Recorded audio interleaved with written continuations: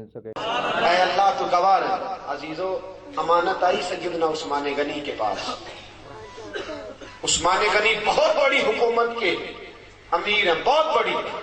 2000 آدمی آ گیا شر پسند۔ اس نے آ کے حضرت عثمان غنی کے گھر کا گھیرا چاروں طرف سے تنگ کر لیا۔ حضرت عثمان غنی سے انہوں نے مطالبات شروع کر دیے۔ شر پسند لوگ تھے۔ انہوں نے کہا کہ عثمان آپ خلافت چھوڑ دیں۔ حضرت عثمان غنی نے فرمایا کیسے چھوڑ دوں؟ میرے رسول پاک نے فرمایا تھا عثمان اللہ تجھے ایک قمیض پہنائے گا، لوگ اتارنا چاہیں گے پر کبھی نہ اتارنا۔ فرمایا حضور نے فرمایا تھا نہ چھوڑنا، میں کیسے چھوڑ دوں؟ چاروں طرف سے گھیرا انہوں نے ڈالا ہے مکان کا۔ امام حسین پہ 3 دن پانی بند ہوا ہے، حضرت عثمان غنی پہ 40 دن پانی بند رہا۔ 40 دن نہ کھانا کھایا نہ پانی پیا۔ لوگ کہنے لگے عثمان بھوک پیاس نہیں لگتی؟ فرمایا بھوک لگتی ہے تو خدا کا ذکر کرتا ہوں، پیاس لگتی ہے تو قرآن کی تلاوت کرتا ہوں، اللہ میری بھوک اور پیاس ختم کر دیتا ہے۔ 40 دن کہ میں نے کہا کہ بڑی پرانی ہے کربلا، بڑی پرانی۔ 40 دن پانی بند رہا۔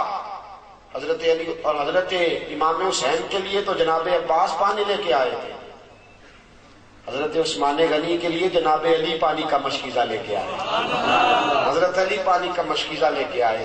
اور جب پہنچے دروازے پہ تو ایک ظالم نے تیر مارا، مشکیزہ پھٹ گیا، پانی بہہ گیا۔ حضرت علی المرتضیٰ کہنے لگے مجھے عثمان نے منع کر دیا تم سے لڑنا نہیں، ورنہ تم 2000 ہو، 2000 کے لیے تو علی اکیلا ہی کافی ہے۔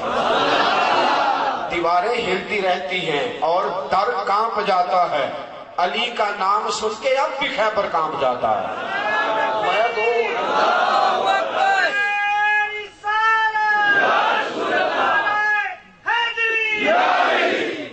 میرے عزیزو سنو، بات بڑی آگے بڑھ گئی۔ حضرت عثمان غنی کے پاس جناب علی پہنچے، دیگر صحابہ پہنچے، کہنے لگے اے عثمان آپ نے بڑی خدمت کی، 12 سال دین کی، بڑا کام کیا، 3 باتیں ہیں، آپ اس طرح کریں ہمیں اجازت دیں ہم ان 2000 آدمی کو بھگا دیتے ہیں۔ حضرت عثمان غنی کہنے لگے میری وجہ سے نبی پاک کے مدینے میں خون بہہ جائے، رسول پاک کے شہر کی گلیاں میری وجہ سے سرخ ہو جائیں؟ عثمان کا گلا کٹتا ہے تو کٹنے دو، لیکن رسول کریم علیہ السلام کے شہر میں میں خون اور دنگا فساد برداشت نہیں کرتا۔ کہا پھر آپ اس طرح کریں کہ کچھ دنوں کے لیے حکومت چھوڑ دیں۔ آپ نے فرمایا حضور نے فرمایا تھا قمیض نہ اتارنا، کبھی نہیں اتاروں گا۔ صحابہ نے تیسری پیشکش کی، کہا کچھ دنوں کے لیے مدینہ چھوڑ دیں، کچھ دنوں کے لیے مدینہ چھوڑ دیں، کچھ دنوں کے لیے، پھر آ جائیے گا حالات ٹھیک ہوں گے۔ آپ نے فرمایا دوستو دیکھو میری داڑھی سفید ہو گئی ہے، پتہ نہیں کس گلی میں موت آ جائے، میں مصطفیٰ کے مدینے سے باہر نہیں مرنا چاہتا۔ یہ اسلام کا وہ حکمران کہ جس کے اوپر امانت آئی، شر پسندی ہوئی، حضرت امام عثمان غنی رضی اللہ تعالیٰ عنہ نے جان قربان کر دی، شہادت پیش کر دی، لیکن نبی پاک کے مدینے میں فساد نہ ہونے دیا۔ دوستو جناب علی کی باری آئی تو وہ بھی کوفے کی گلی میں شہید ہو گئے۔ حضرت علی المرتضیٰ رضی اللہ تعالیٰ عنہ ساری زندگی دین کے لیے کھڑے رہے، کوفے کی گلی میں شہید ہوئے۔ باریاں بڑھتی رہی، پورا خاندان۔ ایک وہ زمانہ بھی آیا کہ میرے رسول پاک نے فرمایا فاطمہ تیری باقی 3 بہنوں نے بھی بڑے دکھ اٹھائے۔ دوستو میں اور آپ، میرے ساتھی مجھ سے بڑی محبت کے ساتھ اکثر کہتے ہیں اتنے سفر نہ کریں آپ، اتنی محنت نہ کریں، تھوڑی کر لیا کریں، کم نکلیں۔ میں ان کی محبت کو وصول کرتا ہوں، مجھ سے پیار کرتے ہیں تو ایسے جملے بولتے ہیں، لیکن قسم اللہ کی جب میں رسول اللہ کی تبلیغ پڑھتا ہوں اور کتابیں، ایک ابو جہل کے دروازے پہ نبی پاک 2000 بار تبلیغ کرنے گئے۔ کتنی بار؟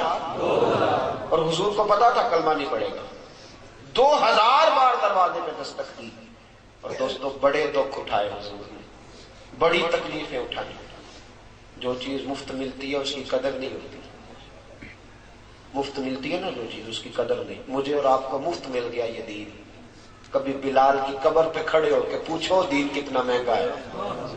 کبھی کھڑے ہو کے پوچھو سیدہ فاطمہ سے کہ دین کتنا مہنگا ہے. کبھی پوچھو امام حسین سے کہ کتنا کٹھن ہے یہ دین.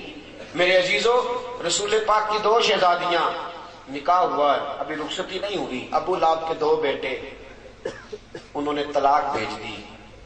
کہنے لگے یا کلمہ پڑھانا چھوڑ دے ورنہ طلاق دے دیں گے. حضور نے فرمایا میرا تیرا اختلاف ہے، بچوں کا کیا قصور ہے. ابو لہب کہنے لگا نہیں میں طلاق دے دوں گا. گھر بیٹھی 2 بچیوں کی طلاق پہنچی. سیدہ خدیجہ فرماتی ہیں حضور بڑا روئے، اٹھے، بچیوں کے سر پہ ہاتھ رکھا، کہ بیٹا اپنے بابا کے دین کے کام میں ثابت قدم رہنا، اللہ تمہیں بڑی بہتر جزا دے گا. اور ساتھیوں، صرف حضرت فاطمہ نہیں، سیدہ زینب میرے رسول پاک کی بڑی صاحبزادی حمل سے ہیں. اللہ نے ان کے گھر میں ولادت کی خوشی رکھی ہوئی ہے. مکہ سے مدینہ کی طرف آ رہی ہیں. حبار بن اسود نے نیزہ مارا. اونٹ بدکا اتنی تیزی سے دوڑا کہ آپ زمین پہ گری. بچہ خون بن کے نکلا. حالات بگڑ گئے. کتنے مہینے میرے حبیب کی صاحبزادی کتنے ہی مہینے بیمار رہ کے وصال کر گئی. بڑی صاحبزادی تھی. حضرت خدیجۃ الکبریٰ سے شکل ملتی تھی. رسول پاک نے بڑے آنسو بہائے. کیسا یہ دین تھا اور کتنا حضور کو اس پودے سے پیار تھا. بیٹی کو شہید کرنے والا حبار بن اسود منہ پہ نقاب ڈال کے فتح مکہ کے بعد آیا. آگے کہنے لگا سونیا کوئی آپ کا بہت بڑا مجرم بھی کلمہ پڑھ لے تو اس کو بھی معاف کر دیتے ہو. رسول پاک نے فرمایا چہرے سے نقاب ہٹا، بیٹیوں کے قاتل کبھی بھولا نہیں کرتے. تو چہرے سے نقاب ہٹا، اولاد کے قاتل کبھی بھولا نہیں کرتے. لیکن تو پڑھ لے کلمہ، مجھے سب سے زیادہ دین سے پیار ہے. اگر تو مسلمان ہو گیا تو میں تیری یہ خطا بھی معاف کرنے کو تیار ہوں.